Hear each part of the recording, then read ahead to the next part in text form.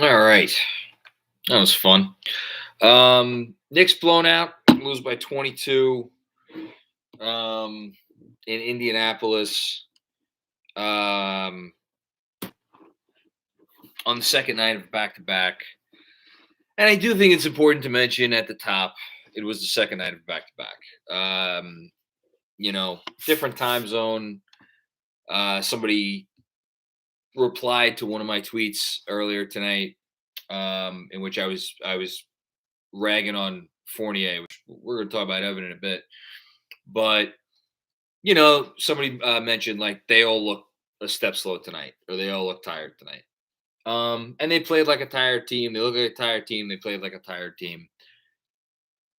At the same time, last season was a condensed schedule, obviously. There were back to backs. There was a lot of it was a tight schedule. And the Knicks identity, in a league where there was a lot of uncertainty and there was a lot of ups and downs, and there was a lot of inconsistency between teams. The Knicks identity was as a team who, no matter who they were playing, with a couple of exceptions, like the Denver games comes to mind, the Suns game comes to mind. I'm talking about last season, maybe a couple others. They were always a team who made you earn it. Very, very few blowouts after they got going over the first few weeks. And they had an identity to hang their head on. And that identity obviously was defense. Offense was painful at times, didn't always work, which is why they tried to make the offseason moves that they made. And that identity, even great win last night, right? Wonderful win. They shot the lights out of the ball. RJ obviously couldn't miss from deep. But even in that game against the San Antonio Spurs, who are not a great offensive team, they gave up whatever they gave up, 109 or 110 points. Yeah, good first super chat comment here. Biological goat. We just got blown out by a team that's about to blow it up. That says a lot right there. And it's funny because at literally the very first couple of minutes of this game, the way the Pacers were going about their business, I was like, oh, this is a team that we could get this team tonight. They don't seem to have it.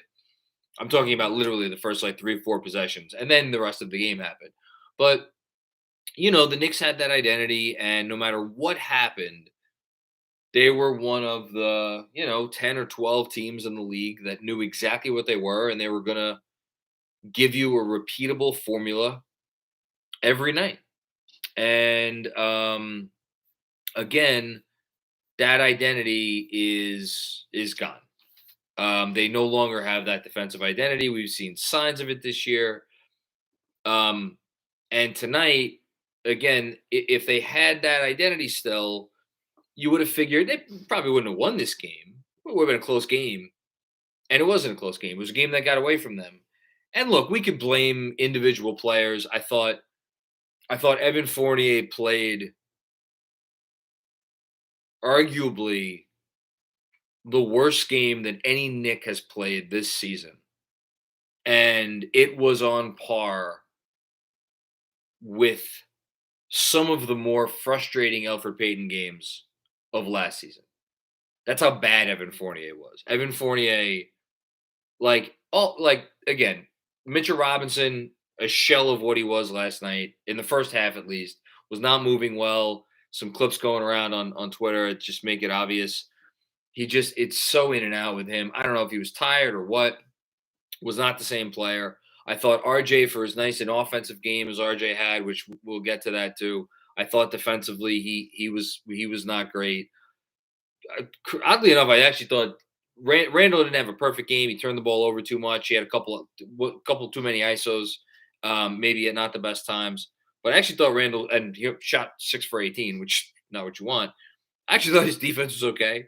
Burks, I thought, competed defensively. I thought Rose, competed defensively.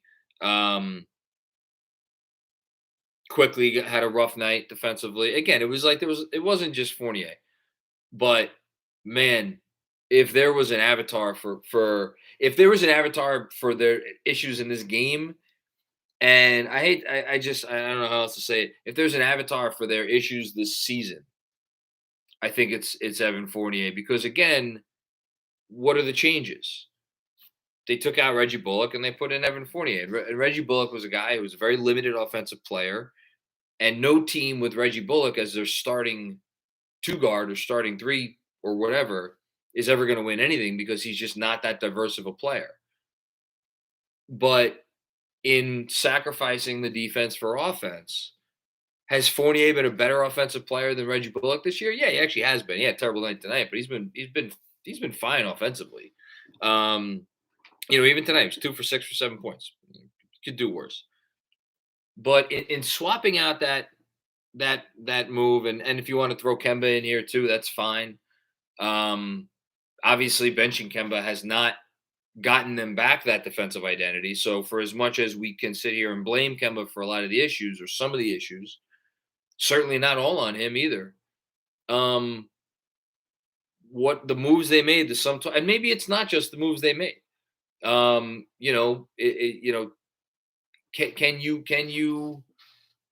you keep up that level of intensity multiple years in a row? Some guys have, other guys have not.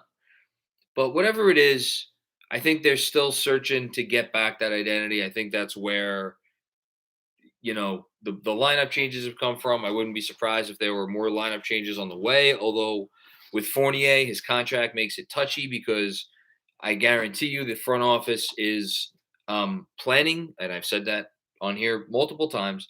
Front office is planning to use that money in a deal. And to get Fournier, they needed to give him 3 guaranteed years, and you can't just stick that on the bench. You got to try to keep Fournier's value to the point where if a team has to take that money on, they might hold their nose a little bit at it. But ultimately, they'll be like, all right, he's a guy who can give us points. And, in a perfect world, he's probably coming off your bench. I don't want to go too far down that rabbit hole. But, I think for me, that's my takeaway tonight. Yes, second night of a back-to-back. Yes, that is part of the excuse. No, they didn't really have it. But, just time and time again this year, when you don't have that identity to fall back on every night, you cease to become a borderline top 10 team and you fall into that next group, which is where the Knicks are. They're in that, whatever you want to call it, 9 to 22 range. I don't know. The rest of the league, where some nights you hit, some nights you miss. A lot of it's depending on shooting. And tonight, the Knicks, sure enough, went 9 of 30 from 3. And 41.9% overall. They could not hit a blessed thing tonight. And that had a lot to do with it. And again, I'm not even going to say it was an effort thing because like they got 36 rebounds. The rebounding edge was pretty even until the very end. Pacers ended up with 42. They guys battled, I think, for the most part. I didn't see there were definitely some defensive breakdowns involving Mitchell Robinson in particular. And again, Fournier had a handful that were just, my God. But like a lot of guys were just guys getting beat. It's tough right now. I don't know that they could find it with this roster. Hopefully they can. We'll see what happens. And hopefully they have a better night on Friday because I think, again, it seems like we say this every other game. It's a big game on Friday night. They're a game under 500. You don't want you're welcome, Jeremy. You don't want to go 2 games under 500 with back-to-back games coming up against the Warriors and the Bucks, or Bucks and Warriors, I guess. So yeah, that's where I'm at. All right, let's get to the super chats. Hush Zoo. I know it was a back-to-back, but no excuse for Randall to chuck up all the shots in the second, icing out RJ. That's where we're going tonight? Okay. At least Turner, the Knicks tryout went really well. I can't with the icing stuff. I think the Knicks have an imperfect offense, and I think the Knicks are playing right now without a point guard other than Derrick Rose. And Derrick Rose is not, as you saw tonight, as you see, Derrick Rose is more in there for Derrick Rose's offense. And he can He can obviously he's the best passer on the team. He had another whip pass tonight that I thought was great for an RJ3. He obviously he's been the best player on the team, soup to nuts, game 1 to game 25. But he's not even the guy who's going to organize your offense. So what happens? So Julius Randle's attempt to organize your offense, and sometimes Julius Randle's going to take too many shots. The notion that he was icing out RJ Barrett, I mean, come on. I can't with that tonight. Could they have made a collective effort to get RJ the ball more after he started out well? Sure. But like, I, you know, it's what happens when you don't have a point guard and you rely on a power forward to direct your offense. Sometimes you're going to get moments like this. Randle was shooting really well in the first half. I don't think he made a field goal in the second half. RJ ended up 5 for 12. Should have taken a few more shots for sure. That's about it. G Beers. Problem with the Knicks pick and roll is the screen setter is never a threat to score, except Julius. The ball handler has to be 2 defenders to get to the rim. Needs scoring from the center, 100%. The fact that the Knicks have 2 centers in Mitchell Robinson and Nerlens Noel, and my God, we've all had a lot of good times pinpointing a moment here or a moment there where Mitchell Robinson will fling a pass or like take a couple dribbles and do something. He just is not a guy who could do anything on the offensive end. And when you other than put back dunk and alley oops, and when you compare him to tonight to a guy like Miles Turner, who put the ball on the floor repeatedly, to say nothing of the fact that he was doing what he was doing from downtown. And I'm not even going to bring up Nerlens Noel on offense. Taj didn't really do much on offense. I love Taj, but he, wasn't really helping them either. It is really tough to do anything on offense with that pick and roll game when your centers on offense just don't do much, which is why, by the way, I'm fairly certain we got more minutes of Randle and Obi together in this game than we've gotten at any game since they've been teammates. And I don't think that's an accident. I still believe that Tibbs thinks that is a way that he could go and that it will help them. I don't know that tonight was necessarily the sample size that we're looking for. Again, because the whole team didn't have it tonight and nobody was hitting shots. But I don't think that was an accident that he went to that lineup in both halves.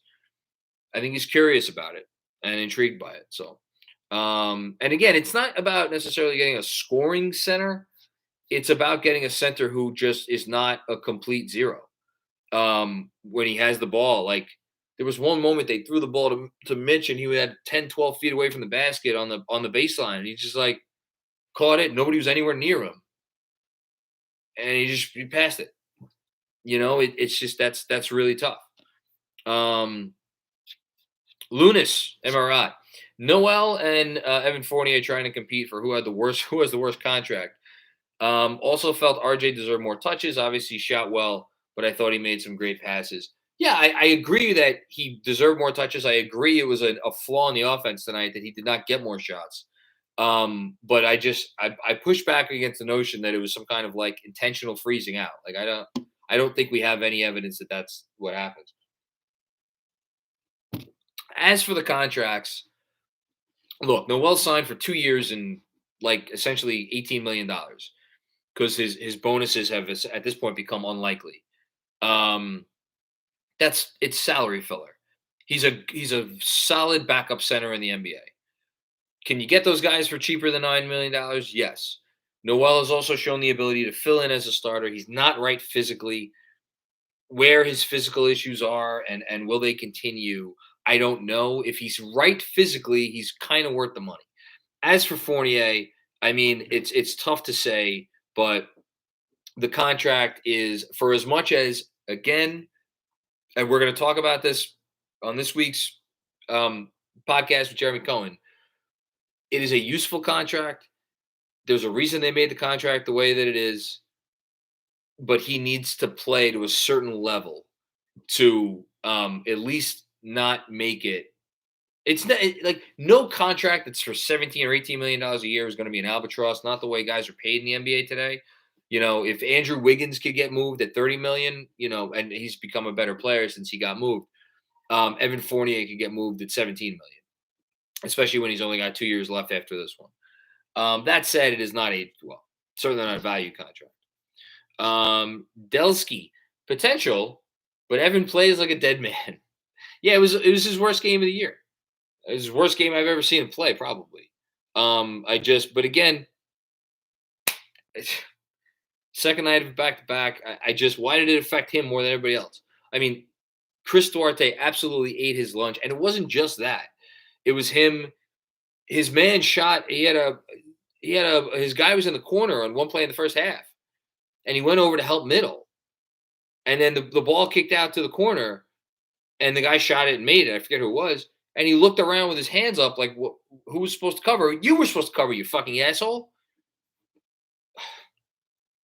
I don't know whether it's confusion with the scheme and they need more time, but really frustrating night from Fournier, and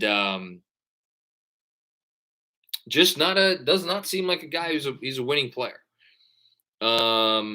G Beers said last night RJ needs 24 points per game. What I meant was the team is better when Jude defers and spaces the floor. Team counted on RJ improvement this year to 20 points per game. Yeah, I agree with you. I love the version of the team that we saw last night. The version of the team that we saw last night was also everybody hitting threes. That's not always going to happen. Here's the problem with saying that the offense needs to go through RJ Barrett.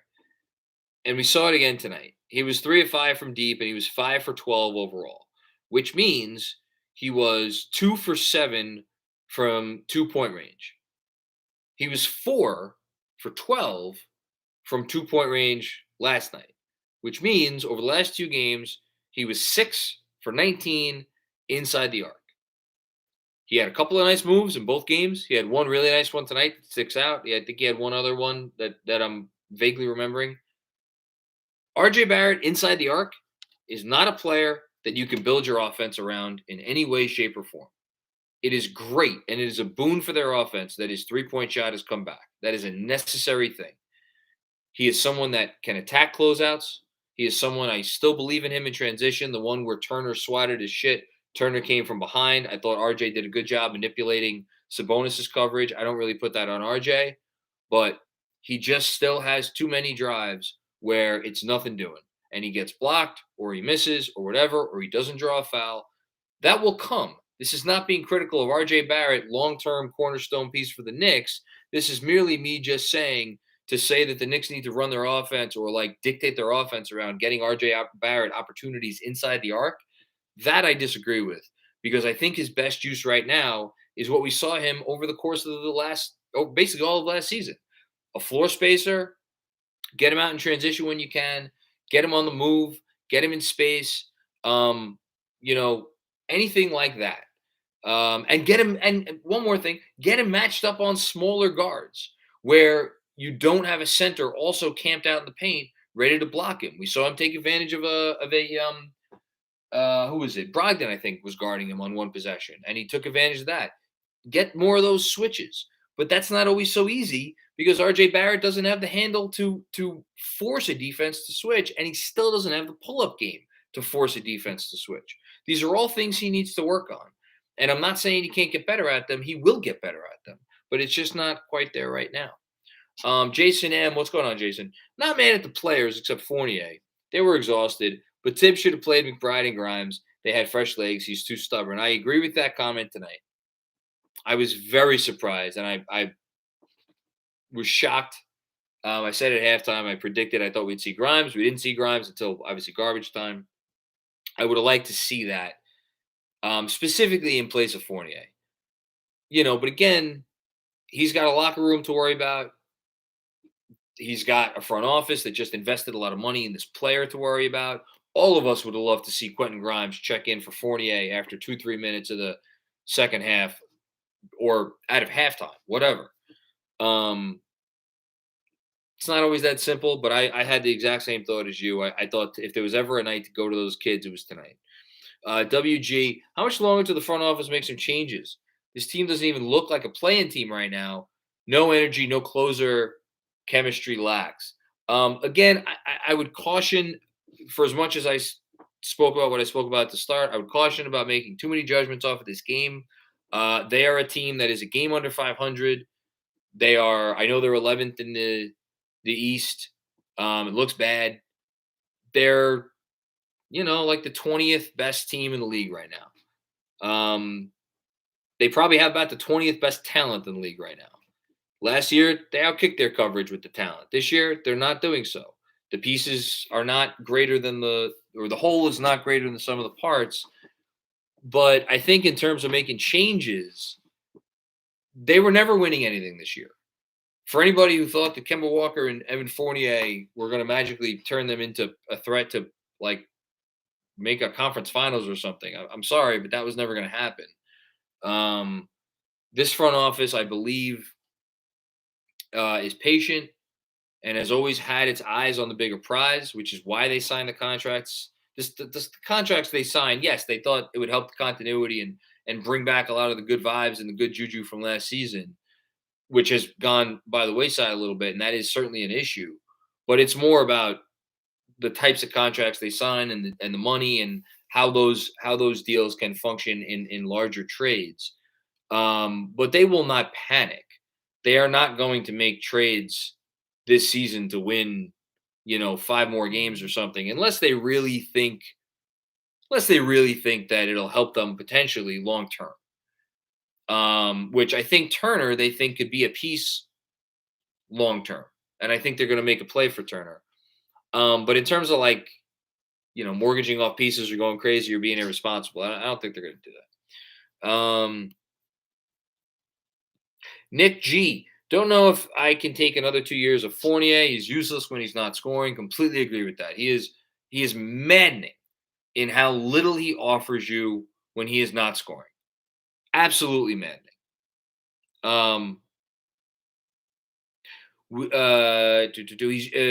Duarte took his lunch tonight. Yeah, completely agree. I don't think he's going to be here after this year. That's my prediction. Barry Grateful. If we are a 500 team, I'm not mad. We aren't hamstrung by bad contracts long term. And I don't think there was a path to a chip through free agency. Oh, God, no. How would you like to have Kyle Lowry at $30 million a year for 3 years on this team? Again, there were moves that they could have made, and we could quibble. I think, Lonzo's the most obvious one. DeRozan, I'm not going to get into DeRozan. I spent way too much time last season saying that I wanted DeRozan on this team, and everybody got mad at me. Yeah, I think that, look, they're not in as good a position as they were last year, because I think RJ's value as of right now, a little bit lower. I think Quickly's value is higher. Quickly has a nice value. I think Obi's value is higher. Mitch's value is probably a little lower, although I don't know. I don't even know what Mitch's value is. And then in terms of the movable money, I mean, I don't think there's a team in the league that wouldn't love Alec Burks. There's not a team in the league that wouldn't love Derrick Rose. Noel, again, it's so little money for what he is. I think that's fine. The only one that's really rough is Fournier. It just, we've been saying it for 2 years. It's just going to be, who wants to come here? When do they want to come here? Is it the right move? What do you have to give up? I don't want to get into the Dame thing tonight. I talked about the Dame thing the other night. I don't think that's the move. But they're in a fine spot. They can't let this thing fall off a cliff, which I think after the Denver game, we were worried it was going to fall off a cliff. I'm not as worried after this game. I know they got blown out. I am very curious to see how they come out on Friday against a Toronto team that has been putrid defensively for a while now, and they should beat that Toronto team. Again, we go game to game here. Welcome to mediocrity in the NBA. Pastor Claudio's Obi Hive. Let the kids drive the car. Free Obi. So let's check in on our Obi stat line tonight. I'm going to guess Obi played 17 minutes. I was off. He was 20 minutes. Played 20. He was 6 for 9 for 13 points. He was the only Knick who had, I believe, above a 50% shooting from the field. Yes, he was. Had a couple moments defensively that weren't great. Loved what we saw from Obi Toppin. Um, man, if he rolls out a starting lineup with Obi and Julius together, I will have so much. I have all the respect in the world for Tom Thibodeau. I will have even more. Telling you, we'll see. Wouldn't be crazy. Aussie Knicks fan. Don't think we would get a half-drunk can of Coke for Fournier right now. It's not about getting anything for him. It's about finding someone who wants him and will deal with him and thinks that, like, okay, on our team, he could look good enough to either A, help us, or B, we can move him for whatever else. Again, it's not like, here's the comp I'll make, and I'm going to look up. I think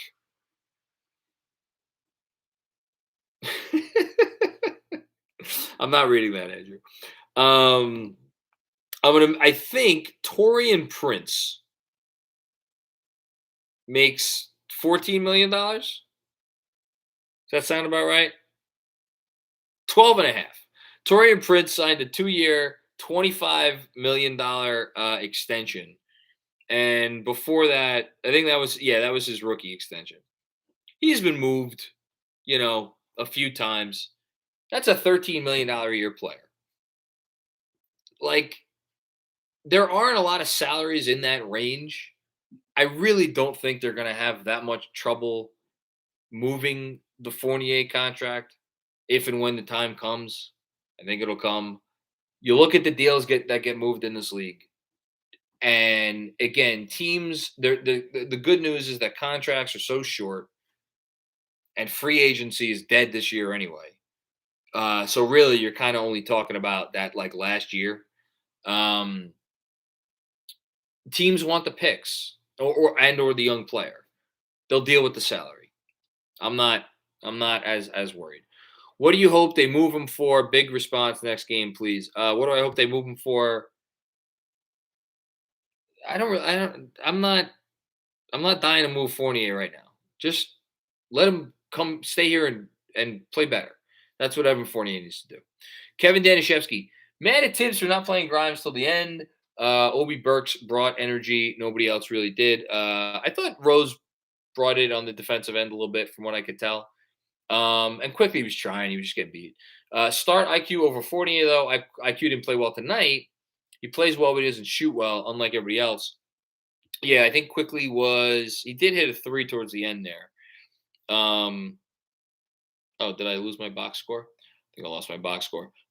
Quickly was 5 of 12 from the field tonight, 1 of 5 from deep, 11 points, 4 rebounds, 2 assists. Yeah, I thought, Quickly played okay. Would I start Quickly? I'm telling you, man, if he takes Fournier out of the starting lineup, I'll say it again. I would put Grimes in there. I know I'm insane. Duran visual variant. What's going on, Duran? Everyone is saying Turner. To be honest, the player I want most from that roster is Brogdon. I would love Malcolm Brogdon on this team. I think Malcolm Brogdon is a good player. I think he's getting paid a fair amount of money, which is why the Pacers signed him to an extension this summer, and thereby they cannot trade him until next summer, unfortunately. But I like Malcolm Brogdon. I think he's a good player. Drew P. Trade for Cat. I don't know if the Minnesota Timberwolves I think they have a top 10 net rating right now. They're in playoff position with the best season or a season that they could feel better about right now than any season they've been able to feel anything about in several years. I don't think they're itching to trade Karl Anthony Towns today. Maybe tomorrow. We'll check back tomorrow. Hang on, catching up here.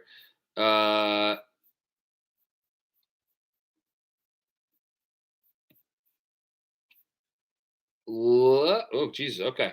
Here we go. There we go. We're back on. Okay. Emile Beaumont-Sor. What's going on, Emile? I haven't seen you in a while. My opinion is we lost to the schedule. Traveling from San Antonio to Indiana on a back-to-back, and we looked tired and lacked energy.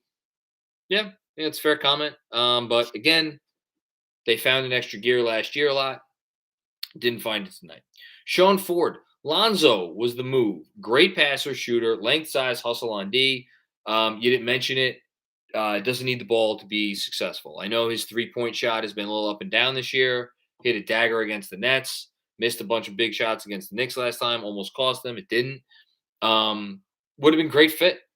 Would have been a great fit. Should have tampered.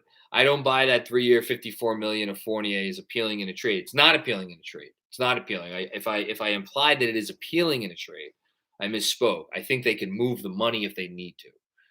I don't think the money or the years is going to prohibit them from making a deal. I'll just say that. But yeah, agree on Lonzo. I would have loved to see Lonzo on this team. Neville Humphreys. Are you looking at question mark?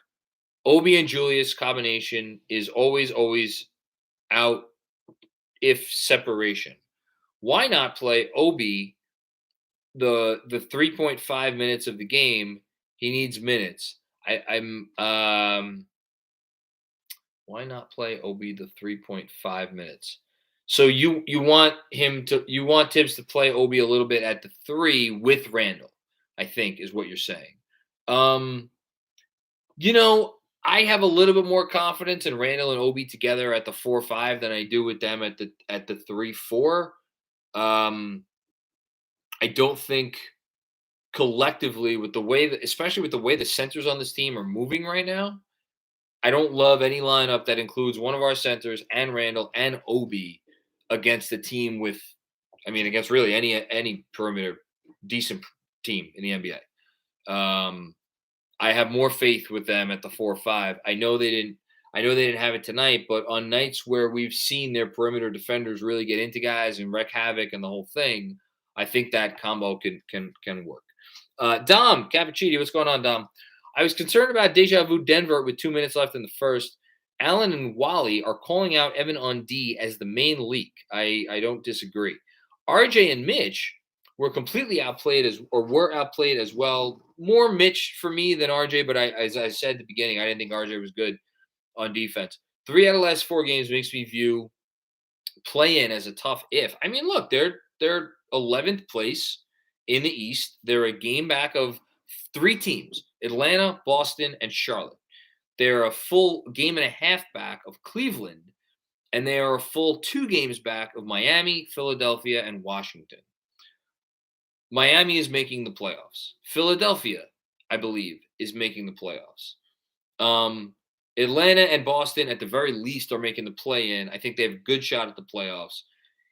You want to tell me Washington comes back down to earth a little bit? Beal's been terrible, and they're 14-11. Charlotte has gotten outscored on the year, have a winning record by 1 game, have not been healthy.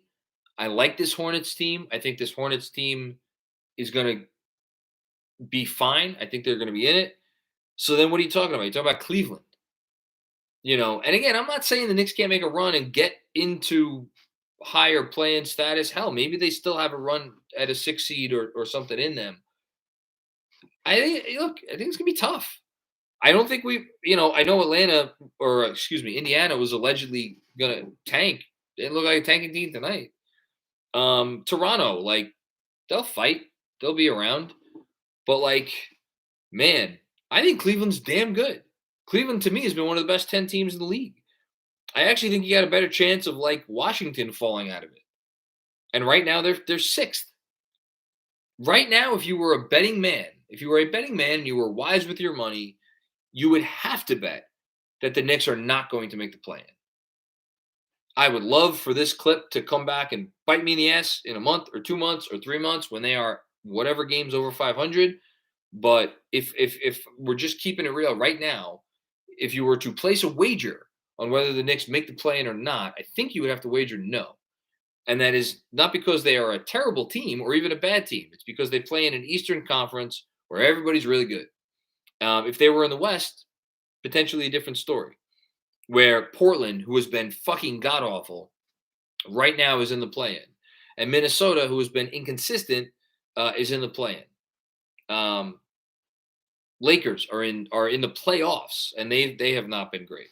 So that's, my opinion right now. I hope I'm wrong. Kenneth Escalona. Outstanding loss. Jules again, refs. Evan lost. RJ just dunk it. That'd be nice. They are asleep. This will go tick, tick, boom. Shout out to Final Review and our conversation on the Knicks Film School podcast about that movie. Come to your senses, Knicks and Lillard. So here's the issue. If everything you say is true, and the Knicks are that far away and like that lost, I'm not sure the move is to trade one or two or three young players plus 2 or 3 or 4 first round draft picks for a guy who, you know, has not looked great this year, is not healthy, is 31, who wants to be paid $107 million over a 2-year extension that is still 3 years away. I don't know if that's the move. Jeremy E. I think you're going overboard with your criticism of RJ inside the arc.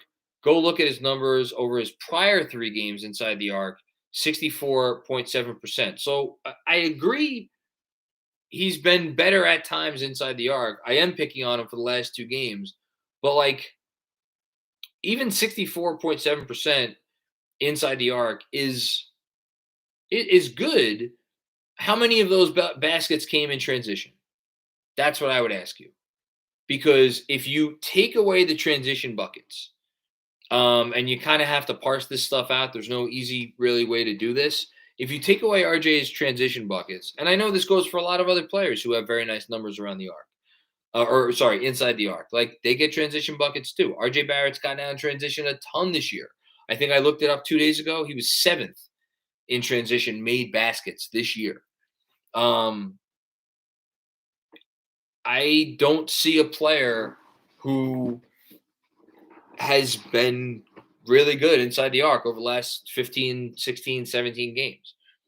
Thought he started off the year much better inside the arc. I think he has regressed a little bit. I hope he gets better. Kevin Danishevsky's back for more. Always contributing, Kevin. Thank you so much. On a bad night, I want to shout out Alec Burks. I, too, would like to shout out Alec Burks.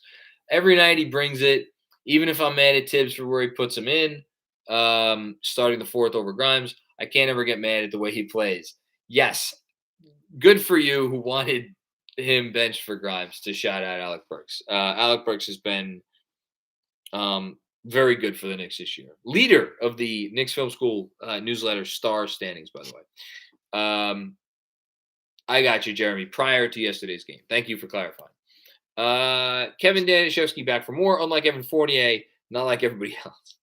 Well, a lot of Fournier hate tonight, and you know what? It's all deserved. Fournier stunk. Lunas and Marat back for more. Bring back Pinson, the missing piece. We all know it. Hey, Theo Pinson was watching the game tonight. You know that because he tweeted about it. Man, I miss Theo Pinson. I really miss Theo Pinson. I don't. Whatever he's doing. I don't know what Wayne Selden's bringing to the table, but give me Theo Pinson any day of the week. Robert Boy, safe to say the Randall honeymoon is over. I mean, it is for most people. It's not for me, really.